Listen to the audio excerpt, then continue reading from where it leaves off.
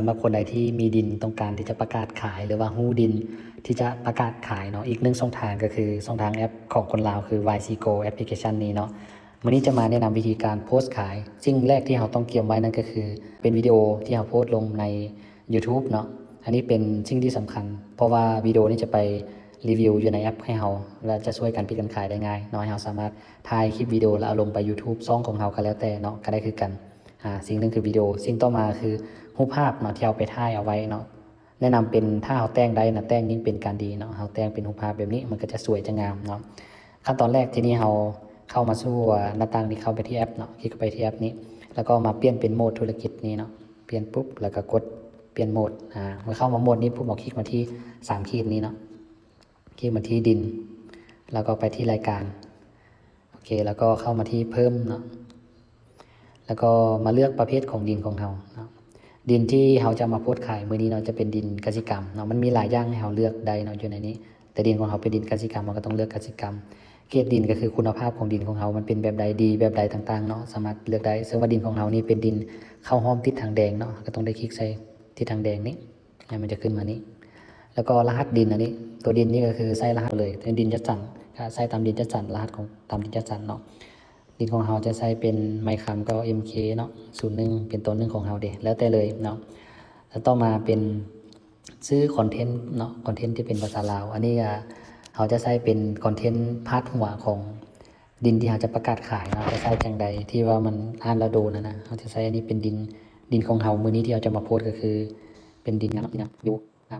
มาถึงก็ได้เลยนะต่อมาดินเป้าว่างหรือดินพร้อมเหือนแต่ดินของเราเป็นดินเป้าว่างเนาะเนื้อที่ที่เราจะโพสขายอยู่ที่400 ตารางเมตร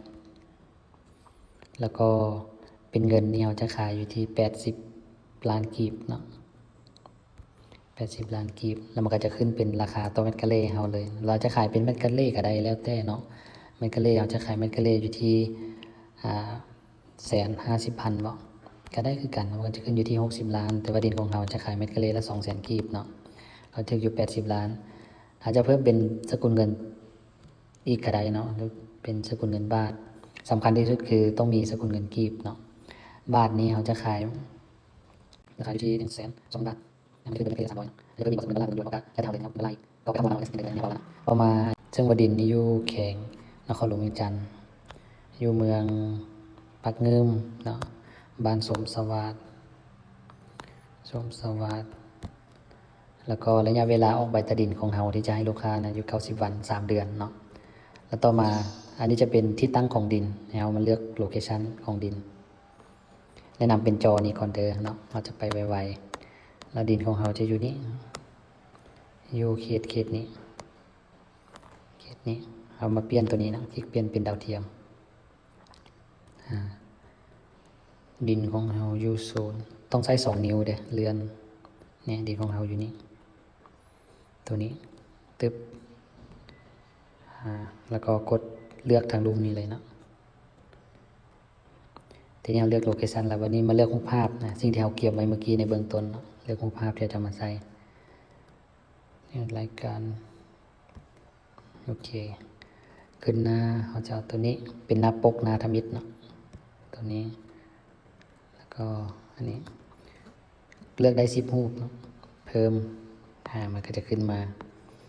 ลิงก์บันินานี่ลิงก์จาก YouTube เนี่ยตัวนี้เราก็ต้องไปเอาลิงก์ที่วิดีโอที่เราโพสต์ไว้เนาะกดแชร์เอามากดบนแชร์นี่เนาะ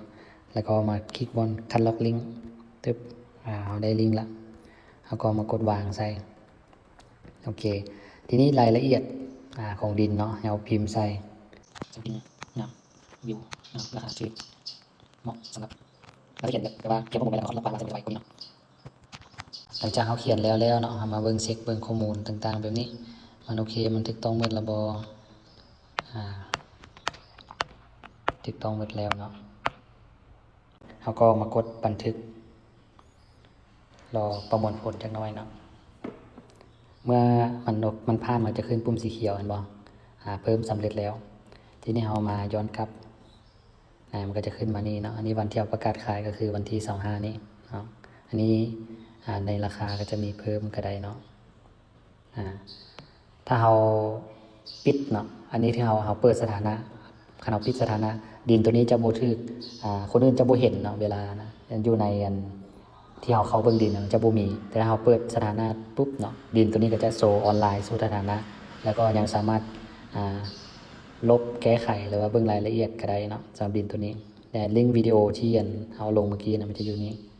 เป็นลิงก์วิดีโอ36 ล้านกีบโครงการที่จะสั่งอยู่ในคลิปเข้ามาเบิ่งเนาะแล้วก็โลเคชั่นของดินนั้นอยู่บนนี้เนาะอันนี้เป็นรายละเอียดที่เอาเข้าเบิ่งถือว่าการประกาศขายสำเร็จเนาะทีนี้ถ้าว่าเราอยากมาเบิ่งดินที่เราประกาศขายเนาะเจ้าดินตัวนี้เมื่อมีลูกค้าเขาเจ้าเข้าม